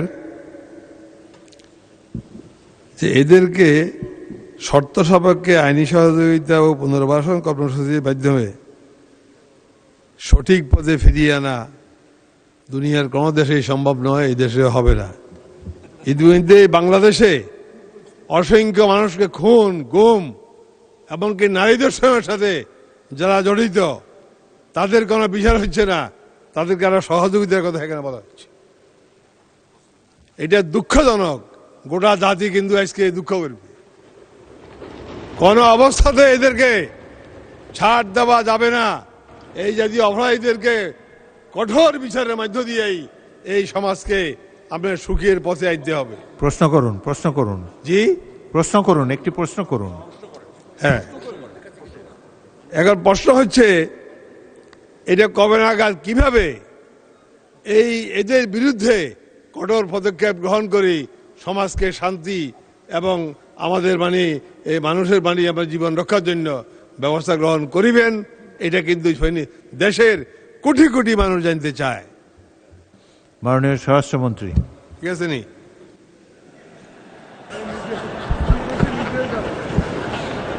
মাননীয় স্পিকার, আমার প্রশ্নের উত্তরটা পড়লে বোধহয় ওখানে সব পাওয়া যেত। সময় বাঁচানোর জন্য আমি পড়িনি। আমরা দায়িত্ব গ্রহণের পরে মাননীয় প্রধানমন্ত্রীর নির্দেশে এবং দক্ষিণাঞ্চলের মাননীয় সংসদ সদস্য এবং মন্ত্রীদের অনুরোধে আমরা তাৎক্ষণিকভাবে operation restore piece in Sundarban এবং অপারেশন ম্যানগ্রোভ শিল্ড যৌথভাবে আমরা এটা পরিচালনা করি কোস্টগার্ডের নেতৃত্বে। সেখানে নৌ পুলিশ ছিল, র্যাপিড অ্যাকশন ব্যাটালিয়ন ছিল, সবাই ছিল, পুলিশ তো আছে, এবং এটা আমরা তাৎক্ষণিকভাবে খুব সফল হয়েছে। শত শত অস্ত্র উদ্ধার করা গেছে, অনেক জলদস্যু বনদস্যুদের গ্রেফতার করা গিয়েছে। তারপরও একটা পর্যায়ে সরকার মনে করেছে এটা তাদেরকে যদি এটা সুযোগ দেয়া হয় যে অস্ত্র সমর্পণের এবং তাদেরকে ক্ষমা প্রদর্শনের, তাতে করে কিছু ফল পাওয়া যেতে পারে, এবং আমরা পেয়েছিও তাই। মাননীয় সদস্য যেটা বলেছেন এগুলো আরও অনেকবার হয়েছে বাংলাদেশে। বিভিন্ন সময়ে অস্ত্র সমর্পণের সুযোগ দেওয়া হয়েছে, ক্ষমা প্রদর্শনের সুযোগ দেওয়া হয়েছে, কিন্তু 1-2 বছর পর পর তারা আবার বনে জঙ্গলে যায়, সমুদ্রে যায়। এটাও সত্য, কিন্তু আমরা কার্যকরভাবে ব্যবস্থা নেওয়ার চেষ্টা করছি। মাননীয় স্পিকার, আমি এই প্রসঙ্গে আমাদের আইন শৃঙ্খলার চিত্রের শুধু 1 মিনিটের ভিতরে একটা পরিসংখ্যান দেব। এটা যেহেতু আমি মহান জাতীয় সংসদে বলছি, এটা আপনার ডকুমেন্ট, পাবলিক ডকুমেন্ট হিসেবে ক্রিয়েট নিতে পারবেন, এবং বিরোধী দলের মাননীয় সদস্য একজন যেভাবে পল্টনে কায়দায় বক্তৃতা দিলেন তারও এটা উপকারে আসতে পারে। 2025 সালে আমরা তো রাষ্ট্র পরিচালনার দায়িত্বে ছিলাম না মাননীয় স্পিকার। 2025 সালের জানুয়ারি থেকে আগস্ট পর্যন্ত তুলনামূলক বিবরণীতে মাসওয়ারি 2026 সালের জানুয়ারি থেকে আগস্ট পর্যন্ত খুনের পরিসংখ্যান তখন হয়েছিল যখন তারা ছিলেন আর কি 2607টা, বর্তমান সরকারের সময়ে 2332টা, 300-র বেশি কমেছে মাননীয় স্পিকার। নারী ও শিশু নির্যাতন ইস ডকুমেন্ট, নারী ও শিশু নির্যাতনের তুলনামূলক চিত্র ওই একই 2025-এর জানুয়ারি থেকে আগস্ট পর্যন্ত 11,269, বর্তমান সময়ে একই সময়ে 9,347, প্রায় 2,500-এর বেশ কম। ধর্ষণের তুলনামূলক চিত্র 2025-এর জানুয়ারি থেকে আগস্ট তাহাদের সময়ে 4,666, বর্তমানে একই সময়ে 4,472। মব সংক্রান্ত আমরা মবের বিরুদ্ধে জিরো টলারেন্স ঘোষণা করেছি, যেটা ইন্টারিম গভর্নমেন্টের সময় ছড়াছড়ি ছিল এবং উৎপত্তিও বলা যায়। একই সময়ে 89, এটা কমে এখন আমাদের সময়ে আমরা 56-এ আনতে পেরেছি, এটা 0-তে নিয়ে যাব ইনশাআল্লাহ। সংখ্যালঘু সংক্রান্ত ঘটনার তুলনামূলক চিত্র সেই সময়ে ওই একই 2025-এর জানুয়ারি থেকে আগস্ট পর্যন্ত 999, বর্তমান সময়ে মাননীয় স্পিকার 163টি। অস্ত্র, গোলাবারুদ, মাদক উদ্ধার, এগুলো অনেক লম্বা বলতে হবে মাননীয় স্পিকার। এটা একটা বৈপ্লবিক উন্নতি না বললেও আমি বলবো দৃশ্যমান এবং জনপ্রত্যাশিত উন্নতি হয়েছে মাননীয় স্পিকার। এইভাবে যদি তারা স্পেসিফিক কোনো নোটিশ এবং প্রশ্ন উত্থাপন করতে চায় তাহলে পরে আমি খাতোয়ারি বর্ণনাগুলো দিতে পারবো। ডকুমেন্টারি মহান জাতীয় সংসদ আমরা যেটা প্লেস করলাম, এই ডকুমেন্ট যে কেউ নিয়ে যেতে পারেন স্পিকার। ধন্যবাদ আপনাকে। মাননীয় সদস্য শফিকুল ইসলাম মাসুদ, পটুয়াখালী 2।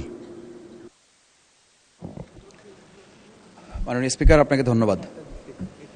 মাননীয় স্পিকার, আমরা বর্তমান সময়ে আইন শৃঙ্খলা পরিস্থিতিতে উদ্বিগ্নতার সাথে লক্ষ্য করছি যে দিনে দুপুরে অস্ত্র ব্যবহার করে ছিনতাই হচ্ছে।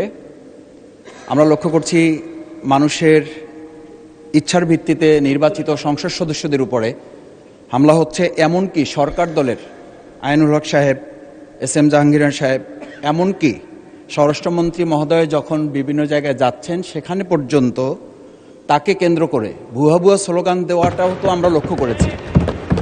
এই পরিস্থিতিটা তো শুধুমাত্র সরকার দলীয় সংসদ সদস্যদের সাথে না, এই সরকার দলীয় সংসদ সদস্য এবং বিরোধী দলীয় সংসদ সদস্যরা যখন হামলার শিকার হন, তার প্রেক্ষিতে যে মামলা হয়েছে সেই মামলাগুলোর কোনো আসামিকে গ্রেপ্তার না করে বরং তার প্রেক্ষিতে যে মিথ্যা ভুয়া মামলা দেওয়া হয়েছে সেই মামলায় ওই বিরোধী দলের নেতাকর্মীদেরকে গ্রেপ্তার করা হয়েছে। এই প্রসঙ্গে আমি মাননীয় স্বরাষ্ট্রমন্ত্রী পদক্ষেপ জানতে বলেছিলাম যে দিনে দুপুরে প্রকাশ্যে অস্ত্র ব্যবহার করে সাধারণ মানুষের নাগরিকের কাছ থেকে ছিনতাই হচ্ছে, রাহাজানি হচ্ছে, সেই ব্যাপারে বর্তমান স্বরাষ্ট্রমন্ত্রী কী ভূমিকা নিচ্ছেন এবং পরবর্তীতে সরকার দলীয় এমপি সহ বিরোধী দলীয় এমপিদেরকে যে হামলা শিকার হয়েছে সেই হামলায় যে মামলা হয়েছে সেই মামলার আসামিদেরকে গ্রেপ্তার না করে বরং উল্টো যে মিথ্যা মামলা হয়েছে তার প্রেক্ষিতে সেই আসামিদেরকে গ্রেপ্তার করে যে আইনের শাসনের টোটাল কবরচনা করা হচ্ছে, এই ব্যাপারে বর্তমান স্বরাষ্ট্রমন্ত্রী পদক্ষেপ জানতে চাচ্ছি।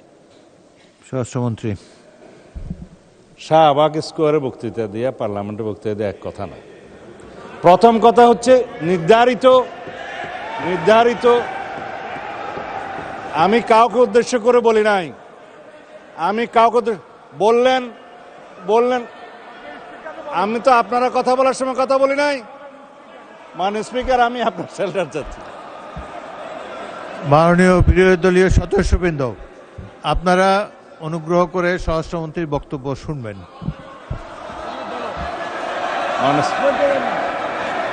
Yes, I withdraw. ঠিক আছে,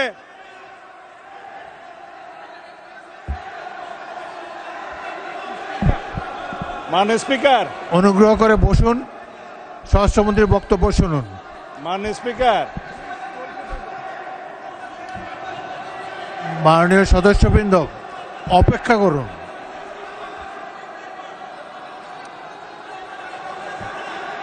মাননীয়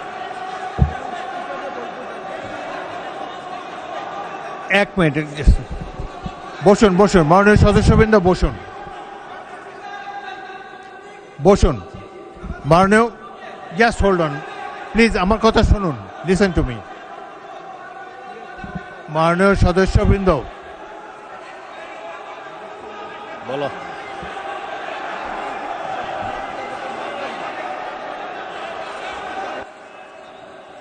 হয়েছে তো, অনেকক্ষণ বলেছেন। এখন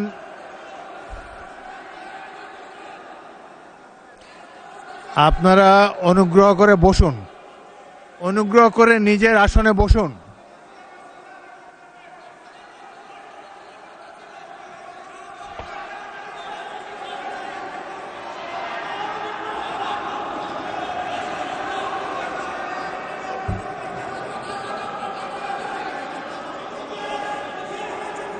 মাননীয় সংসদ সদস্যবৃন্দ, আপনারা অনুগ্রহ করে বসুন, অনুগ্রহ করে নিজ নিজ আসনে বসুন। কথা বলার তো অনেক সুযোগ আপনাদেরকে দিচ্ছি, এইভাবে ঢালাও না বলে মাইকে বললে তো সবাই শুনতে পায়। আপনাদেরকে সুযোগ দেওয়া হবে, যখন সুযোগ পাবেন মাইকে বলবেন। আরেকটি কথা আমি বলতে চাই, যেখানে আপনাদের বিরোধী দলের চিফ হুইপ দাঁড়িয়েছে, সামনের সারির সদস্যবৃন্দ দাঁড়িয়েছে, তখন অনুগ্রহ করে পিছনের সারি থেকে বক্তব্য দেবেন না। আপনাদের নেতারা কি বলে সেটা শোনার চেষ্টা করবেন, একটু ধৈর্য ধরে অপেক্ষা করুন। প্রচুর সুযোগ আছে আপনাদের জন্যে, এই সংসদে বক্তব্য দেওয়ার প্রচুর সুযোগ আছে, আপনারা নিশ্চয়ই লক্ষ্য করেছেন। এটা তো আওয়ামী লীগের আমল না, এখানে আপনারা ইচ্ছা মতো সরকারকে ক্রিটিসাইজ করতে পারছেন। আরেকটি,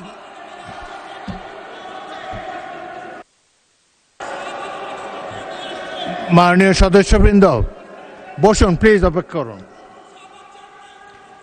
বসুন বসুন বসুন।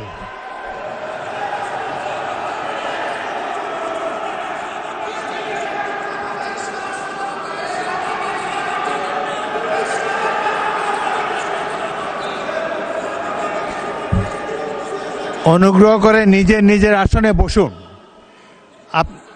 আপনাদেরকে বারবার অনুরোধ করছি, আপনাদেরকে স্পিকারের আসন থেকে বারবার অনুরোধ করা হচ্ছে, অনুগ্রহ করে বসুন। আপনাদের তো উত্তর দেওয়ার সুযোগ পাবেন।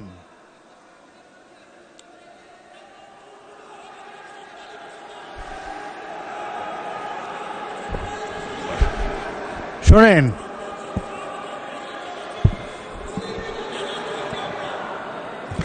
আপনারা স্বরাষ্ট্রমন্ত্রীর উত্তর শুনুন, তারপর যদি প্রয়োজন হয় আপনারা বলতে পারবেন। কিন্তু এই যে স্পিকারের কথা বলার সময় যে জোশটা আপনারা দেখাচ্ছেন, এটা সংসদ পরিপন্থী কাজ। সংসদের রীতিনীতি মেনে কার্যক্রম পরিচালনা করতে হবে। আপনাদের কাছ থেকে আমি সহযোগিতা কামনা করছি। মাননীয় না ঠিক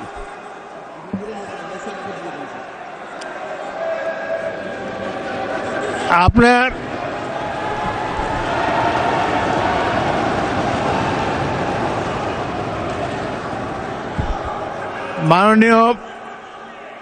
মাননীয় স্বরাষ্ট্রমন্ত্রী বক্তব্য দেবেন, তারপর আমি বিরোধী দলের নেতাকে দেব। আপনি বসুন। মাননীয় স্বরাষ্ট্রমন্ত্রী, আপনি বক্তব্য দেন, তারপর আপনি বলবেন। বিরোধী দলের নেতা অপেক্ষা করুন, তার বক্তব্যটা শেষ করুন, তারপর আপনি বলবেন। আপনাকে ফ্লোর দেব।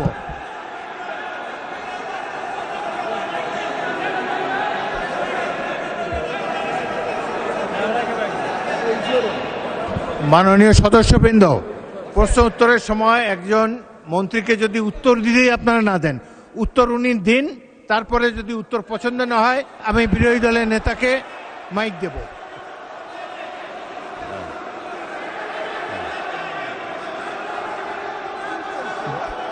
মাননীয় স্বরাষ্ট্রমন্ত্রী, আপনি আমার দিকে তাকিয়ে কথা বলেন। আমি তো কথা বলতে, মাননীয় স্পিকার না বলেন। বলেন। আমার যে শব্দ চয়নে তাদের আপত্তি আমি ভাই সংক্ষেপে বলেন, সংক্ষেপে বলেন, সেইটার জবাবটা আমি দিতে পারবো। আপনি জবাব দেন। আমি মিন করেছি এটা জাতীয় সংসদ। মাননীয় সদস্য সারাদিন দাঁড়ায় থাকতে পারবেন, আমিও দাঁড়ায় থাকি। মাননীয় স্বরাষ্ট্রমন্ত্রী, হ্যাঁ মাননীয় স্বরাষ্ট্রমন্ত্রী, আপনি প্রশ্নের উত্তর দেন, আর তাদের দিকে তাকায় বক্তব্য দেবেন। আপনি যদি আমাকে কথা না বলতে দেন তাহলে কিসের বাক স্বাধীনতা? আপনি আমাকে অ্যাড্রেস করেন, বলেন। না, আমি আপনার দিকেই তাকিয়ে কথা বলছি। বলেন, সংক্ষেপে মানে বলেন। স্পিকার, আমাদের এখানে প্রশ্ন যেমন স্পেসিফিক করতে হয় এই সংসদে, সম্পূরক প্রশ্নও একই রকম করতে হবে। আমি যদি কথা নাই বলতে পারলাম, এটাই যদি ডেমোক্রেসি। আপনি উত্তর দেন মাননীয় সদস্য। আমি কি শুনতাম? কেউ তো শুনছে না। আপনি উত্তর দেন, প্রশ্ন যে করেছে তার উত্তর দেন। প্রথমে বলেছেন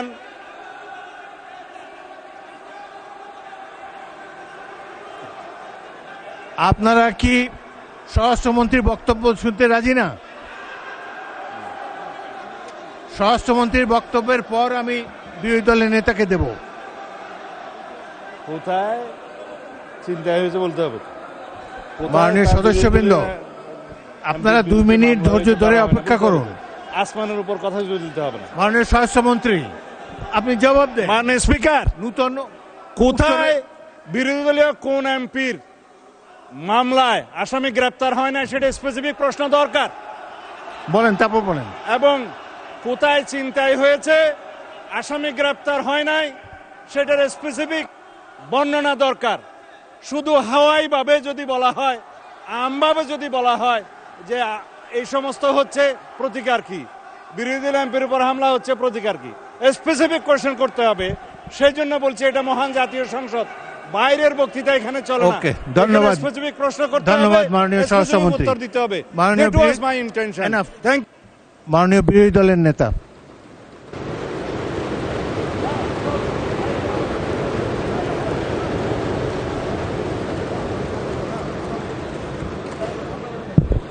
মাননীয় স্পিকার, আপনাকে ধন্যবাদ। আমাকে আগে সুযোগ দিলে ওনার কথাটা শুনতে পেতাম।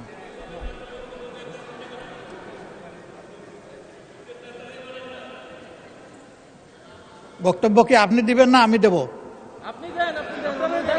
মাননীয় স্পিকার, এটা অশোভন, এটা অশোভন।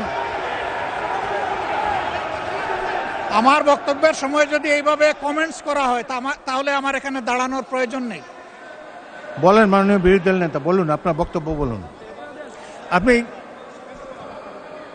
মাননীয় স্পিকার, আমি সম্মানিত সংসদ সদস্য এবং স্বরাষ্ট্রমন্ত্রীর প্রতি সম্মান রেখে বলতে চাই, আজকে নতুন করে তিনি এই শব্দগুলো উচ্চারণ করেন নাই। সংসদ অধিবেশন যেদিন থেকে বসা শুরু হয়েছে সেদিন থেকেই তিনি তুচ্ছ তাচ্ছিল্য করে সবাইকে বক্তব্য। উনি নিজেকে কি মনে করেন আমি বুঝতে পারি না। এমনকি তিনি সেই দুঃসাহস এখানে দাঁড়িয়ে তিনি দেখিয়েছেন, তিনি বলেছেন যে এই সংসদে তিনি শিক্ষকের ভূমিকা পালন করবেন। আমরা তার ছাত্র হওয়ার জন্য এখানে আসি নাই। মাননীয়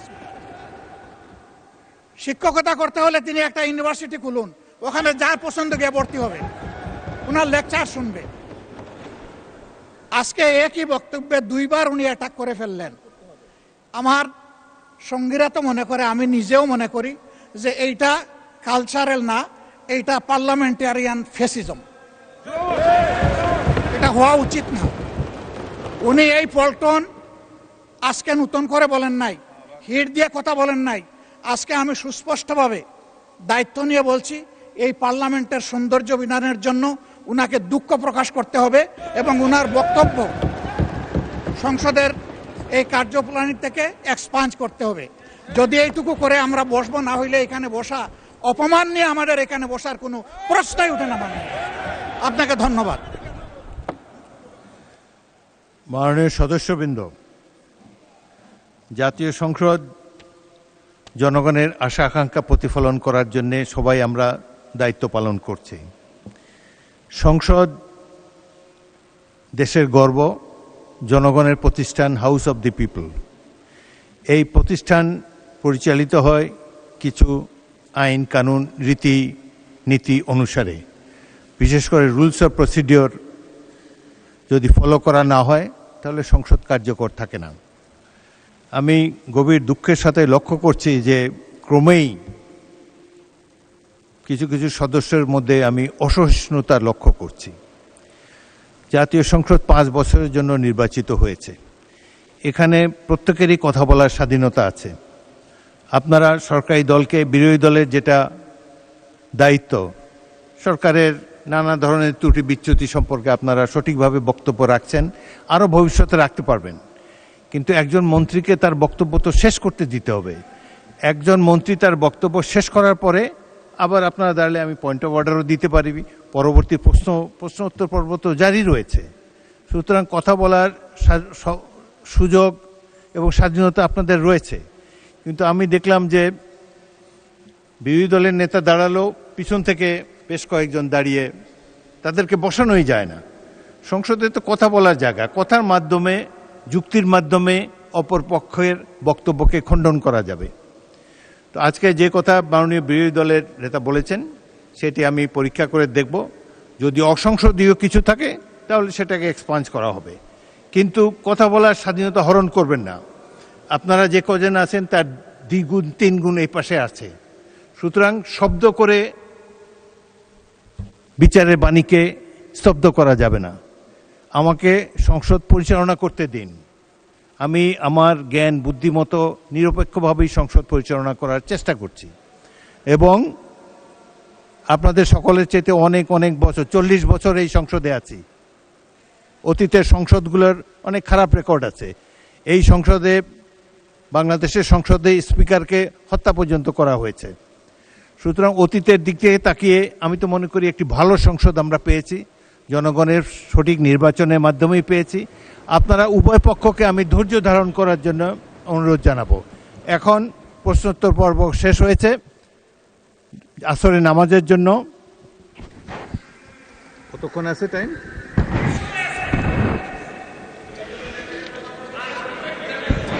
এখন আসরে নামাজ, আপনি কি বিরোধী দল নেতা আরও বলতে চান?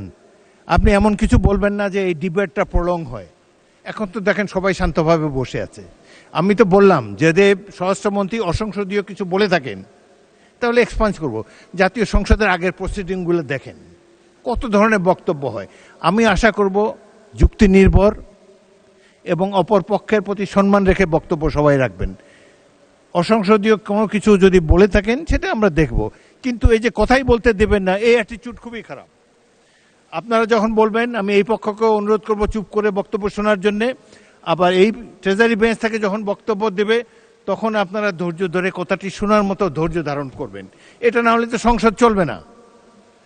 পরামত সহিষ্ণুতা না থাকলে গণতন্ত্র ব্যর্থ হবে এই দেশে। আচ্ছা যাই হোক, এখন আমি প্রথমে মাননীয় বিরোধী দলের নেতা, আপনাকে বলতেই হবে, আপনি এই প্রসঙ্গে বলবেন নাকি অন্য কোনো প্রসঙ্গ? বিরোধী দলের নেতাকে মাইক দিন। মাননীয় স্পিকার, আসলে এক্সপাঞ্জ হ্যান্ডস্পট করারও ইতিহাস আছে, আবার পরীক্ষা করে দেখারও ইতিহাস আছে। আজকের বিষয়টা একবারে স্পষ্ট, এটা তো আর পরীক্ষা করে দেখার কোনো বিষয় নেই এবং এটা রিপিটেডলি এগেইন অ্যান্ড এগেইন এই কথাগুলো এখানে এসেছে। 2 নম্বর, আপনার একটা কথায় সামান্য সংশয় এবং কষ্ট সৃষ্টি হয়েছে। এটি হচ্ছে আপনি যথার্থই অ্যাটেনশন ড্র করেছেন, অভিভাবক হিসেবে এটা করবেন যে আমি দাঁড়ানোর পরে বাকিরা এখানে দাঁড়িয়ে আছেন, এটা ডিসেন্সি ক্ষুণ্ণ হয়েছে। এটা আপনি করতে পারেন, এটা আপনার দায়িত্ব। কিন্তু সেই সাথে শেষের দিকে কনক্লুশনে গিয়ে একটু বললেন যে এই দিকের চাইতে ওই দিকে 3 গুণ আছেন, এটা তো ভালো লাগলো না মাননীয় স্পিকার।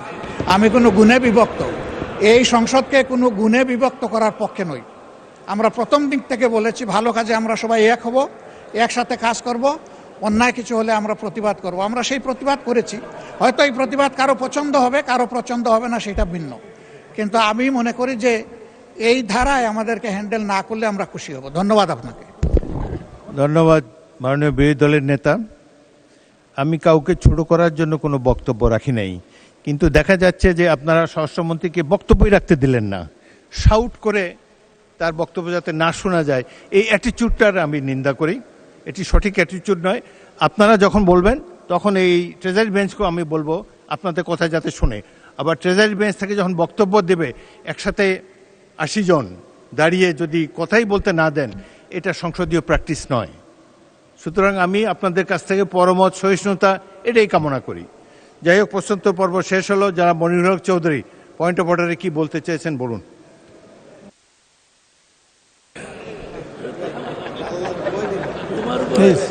দেখো মাননীয় স্পিকার, আপনাকে আবার এখানে ফেরত পেয়ে আলহামদুলিল্লাহ। আপনার জন্য অপেক্ষা করছিলাম এই পয়েন্ট অফ অর্ডারটি রেজ করার জন্য।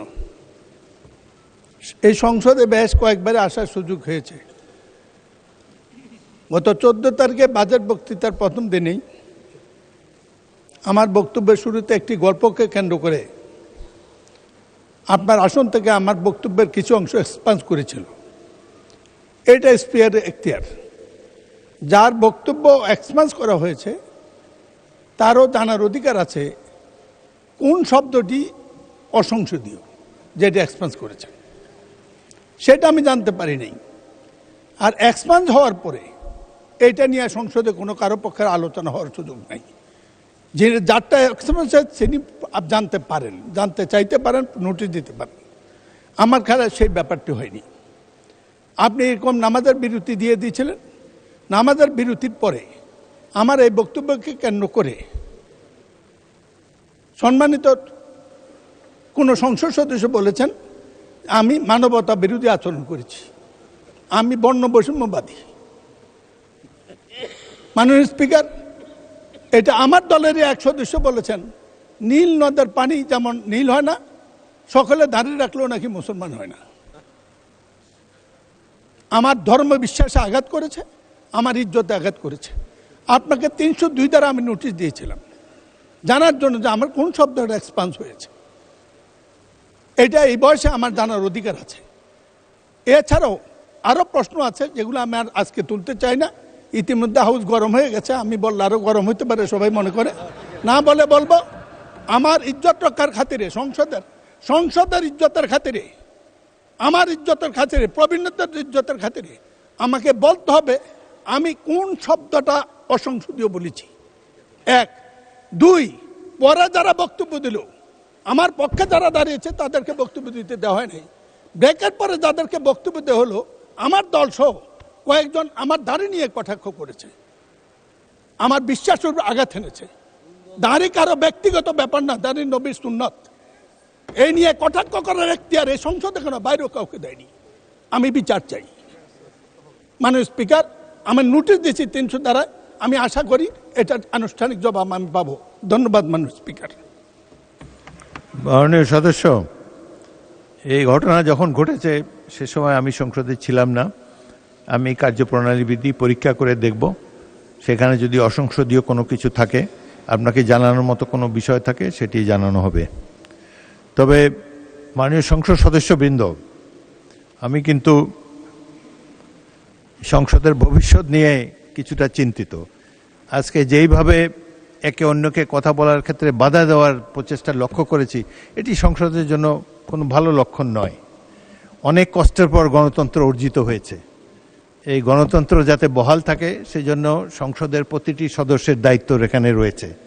এবং আমি আপনাদেরকে আবারও বিনীতভাবে অনুরোধ করব, আপনার রুলস অফ প্রসিডিওরটা একটু পড়েন। স্পিকার যখন বলে প্রতিটি সদস্য নিজের আসনে বসতে হবে, এই আইন, এই রীতি যদি আপনারা ভঙ্গ করেন বা না মানেন, তাহলে সংসদ কিন্তু বেশি দিন চলবে না। আপনাদের সবাইকে ধন্যবাদ। এখন আমি আসরের নামাজের জন্য আধা ঘন্টা বিরতি দিচ্ছি।